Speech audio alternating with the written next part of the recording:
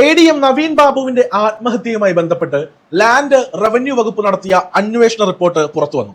കണ്ണൂർ ജില്ലാ പഞ്ചായത്ത് പ്രസിഡന്റ് ആയിരുന്ന PP ദിവ്യ കൃത്യമായി ആസൂത്രണം നടത്തി യാത്രയപ്പ് പരിപാടിയിലേക്ക് ക്ഷണിക്കപ്പെടാതെ വരികയും നേരത്തെ പ്ലാൻ ചെയ്തത് പ്രകാരം തയ്യാറാക്കി നിർത്തിയ കണ്ണൂർ വിഷൻ ചാനലിന്റെ പ്രതിനിധിയെ കൊണ്ട് വീഡിയോ എടുപ്പിക്കുകയും ഈ വീഡിയോ പ്രചരിപ്പിക്കുകയും ചെയ്തതായിട്ടാണ് റിപ്പോർട്ട്.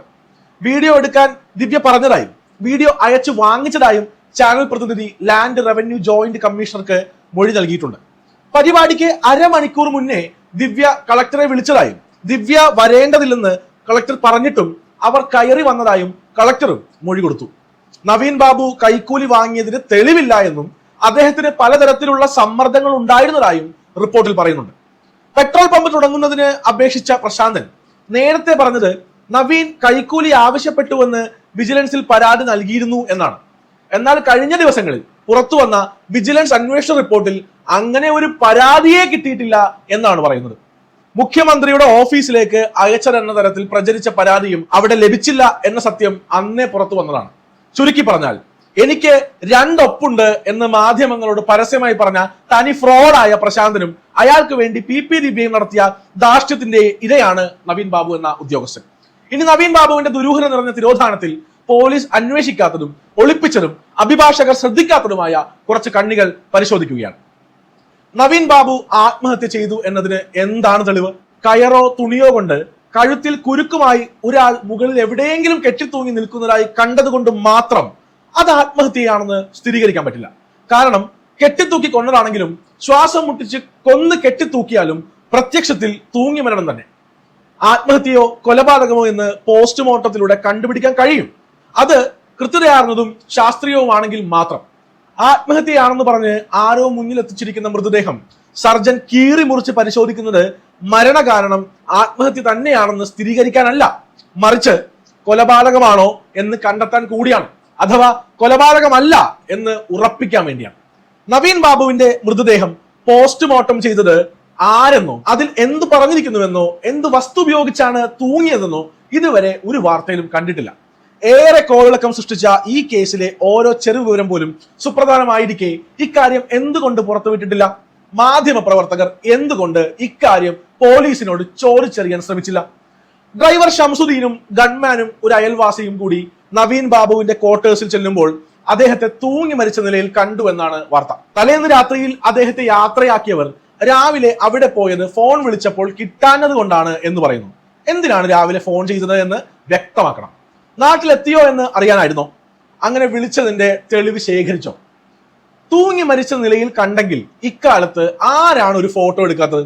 കണ്ടവർ എടുത്തില്ലെങ്കിൽ അന്വേഷിക്കാനെത്തിയ പോലീസ് ഫോട്ടോ എടുത്തിരിക്കണം. ഫോട്ടോ പരസ്യമാക്കിയില്ലെങ്കിലും ശരി, അങ്ങനെയുള്ളതായി ആരും പറഞ്ഞിട്ടില്ല. ഇത്തരം പ്രമാദ കേസുകളിൽ ഭാവിയിലെ ആരോപണങ്ങളെ ഒഴിവാക്കാനായി പോസ്റ്റ്മോർട്ടം ഉൾപ്പെടെ എല്ലാ നടപടികളും വീഡിയോ റെക്കോർഡ് ചെയ്തിരിക്കേണ്ടതാണ്. അതുണ്ടോ എന്ന് ആർക്കും അറിയില്ല, വേണ്ടപ്പെട്ടവർ അറിയിച്ചിട്ടില്ല.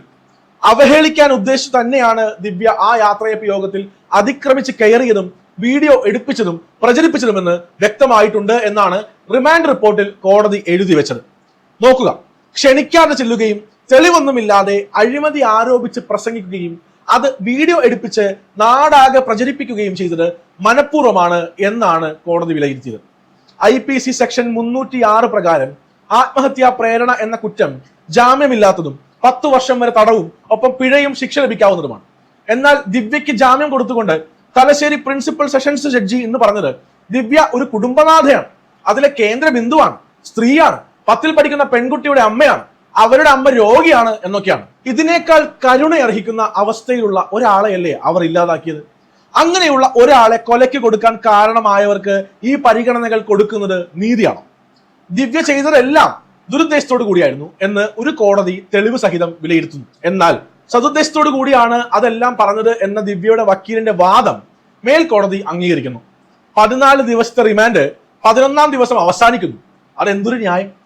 സതുദ്ദേശത്തോടു കൂടി ആയിരുന്നെങ്കിൽ മേലധികാരികൾക്ക് പരാതി കൊടുക്കുക, അല്ലെങ്കിൽ നവീൻ ബാബുവിനോട് നേരിട്ട് പറയുക എന്നൊക്കെയുള്ള പോംവഴികൾ സ്വീകരിക്കാതെ അവർ ചെയ്ത നീച പ്രവൃത്തിയെ സതുദ്ദേശ നടപടിയായി അവതരിപ്പിച്ചതും അത് കോടതി അംഗീകരിച്ചതും ഈ നാട്ടിലെ ജനങ്ങളുടെ മനസാക്ഷിയെയും ഇവിടുത്തെ നിയമവ്യവസ്ഥകളെയും പരിഹസിക്കുന്നതിന് തുല്യമാണ്. ഒളിവിൽ പോയെന്ന് പോലീസ് പറയുന്ന ദിവ്യയെ യഥാർത്ഥത്തിൽ പോലീസ് സഹായത്തോടെ പാർട്ടി തന്നെ ഒളിവിൽ പാർപ്പിച്ചതല്ലേ എന്ന് കോടതി ചോദിക്കാത്തതും സംശയമുണർത്തുന്നു. കുറ്റവാളി എന്ന് കോടതി പ്രഖ്യാപിച്ച ഒരാളെ ഒളിവിൽ പാർപ്പിക്കുന്നതും അതിന് സഹായിക്കുന്നതും കുറ്റമായിരിക്കെ ആ വശത്തേക്ക് കോടതി കണ്ണു നീട്ടിയില്ല എന്നതും ഞെട്ടിക്കുന്നതാണ്. പെട്രോൾ പമ്പിനായി NOCക്ക് അപേക്ഷിച്ച പ്രശാന്തൻ ഒക്ടോബർ 5-ന് നവീൻ ബാബു വിളിച്ചത് പ്രകാരം അദ്ദേഹത്തെ കണ്ടെന്നും അവിടെ വെച്ച് അദ്ദേഹം തന്റെ നമ്പർ വാങ്ങിച്ചെന്നും അയാൾ പറയുന്നു. അങ്ങനെയെങ്കിൽ ഏതു നമ്പറിലാണ് അയാളെ അങ്ങോട്ട് വിളിച്ചു വരുത്തിയത്? ആ വിളികളുടെ തെളിവുണ്ടോ? വിളിച്ചു വരുത്താൻ നമ്പർ ഉണ്ടായിരുന്നെങ്കിൽ പിന്നെ എന്തിനാണ് നമ്പർ മേടിക്കുന്നത്? നവീൻ ബാബു കൈക്കൂലി ചോദിച്ചതായും പ്രശാന്ത് അത് കൊടുത്തതായും പറയപ്പെടുന്ന പരാതി അദ്ദേഹത്തിന്റെ മരണശേഷം ആസൂത്രണം ചെയ്തതാണെന്ന് വ്യക്തമാണ്. ആ നിർണായക വസ്തുതയിലേക്കും അന്വേഷണം എത്തിയിട്ടില്ല. അഥവാ അങ്ങനെ സംഭവിച്ചു എന്നിരിക്കട്ടെ, കൈക്കൂലി വാങ്ങുന്നത് പോലെ തന്നെ കൊടുക്കുന്നതും കുറ്റമാണെന്നിരിക്കെ പ്രശാന്തിനെ തൽക്കാലം ഒരു സസ്പെൻഷനിൽ നിർത്തി നാട്ടുകാരുടെ കണ്ണിൽ പൊടിയിട്ടാൽ മതിയോ? നവീൻ ബാബു തന്റെ ചേംബറിൽ വന്ന് തെറ്റുപറ്റി എന്ന് പറഞ്ഞു എന്ന് അരുൺ വിജയൻ ഇപ്പോൾ ന്യായം പറയുന്നു. അതൊരു കള്ളമാണെന്ന് ആർക്കാണ് അറിയാത്തത്? ആരെങ്കിലും അങ്ങനെ പറഞ്ഞാൽ എന്ത് തെറ്റ് എന്ന് ആരാണ് ചോദിക്കാത്തത്? ഇത്രയും ചോദ്യങ്ങൾ ബാക്കിയായിരിക്കെ നിങ്ങൾക്ക് ഉറപ്പുണ്ടോ ജനങ്ങളെ, നവീൻ ബാബുവിന്റെ മരണം ആത്മഹത്യയാണെന്ന്? നിങ്ങളുടെ അഭിപ്രായം കമന്റ് ചെയ്യും.